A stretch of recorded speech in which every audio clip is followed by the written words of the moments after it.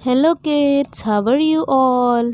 So this is your Unit 2, 1-2 of English chapter and your book name is Raindrop. Okay, so 1, 2 cows moo. Cow कैसे करती है? moo moo. Okay, 3, 4 lions roar. Lion कैसे करता है? roar. दहाड़ता है ना? Then 5, 6 the clock ticks. Clock कैसे करती है?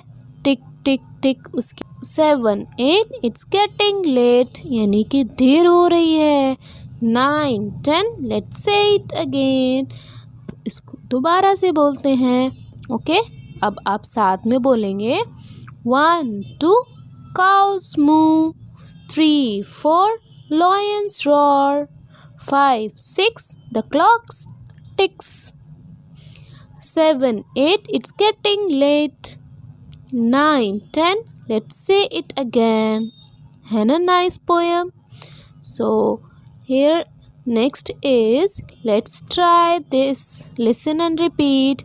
मैं काउंटिंग करूँगी, आप मेरे साथ साथ बोलेंगे. Okay, 1, 2, 3, 4, 5, 6, 7, 8, 9 and 10.